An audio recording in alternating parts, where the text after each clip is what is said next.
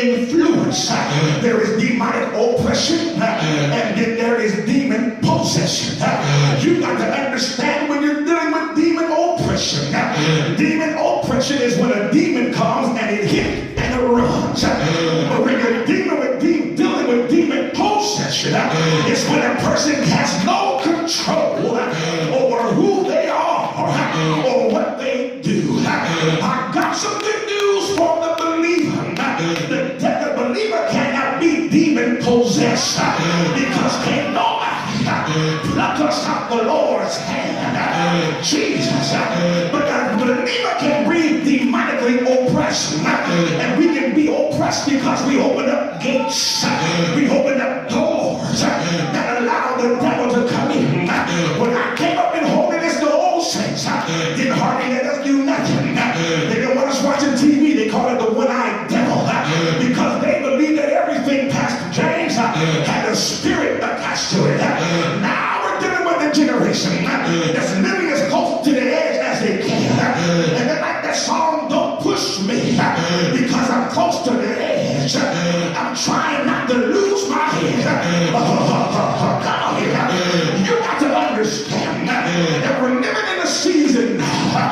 If you're not careful, you got to look in 1 Corinthians chapter 12 verses 8 through 10. It talks about the gifts of the Spirit. There are 9 gifts of the Spirit. There are 9 fruit of the Spirit. 9 is the number of giving birth. 9 gifts of the Spirit. That's what I want to do. There are 3 that say something. There are 3 that do something. There are 3 that reveal something. 3 that say something. Prophecy, diverse kinds of tongues, interpretation of tongues. 3 that do something. Faith, the working of miracles and healing. 3 that reveal something. Word of wisdom, word of knowledge. And this is the one that the believer got to get a hold to this year. The discerning of spirits. My God, you got to move into the realm and shift gears in the Holy Ghost and start discerning in the Spirit. The gift of discernment, the discerning of spirits is given by the Holy Ghost to enable the believer to clearly discern, to clearly recognize, to clearly distinguish between the influence of God, the influence of Satan, the influence of the world, and the influence of flesh in a given situation. Everybody that gets up preaching and dancing and running, come here sliding down the aisles like James Brown.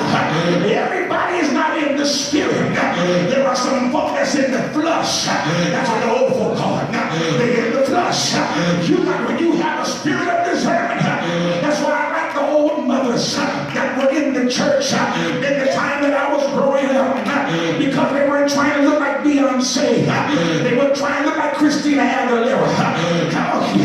But they were mothers in Zion, these that have power with God. And when we was in sin, and the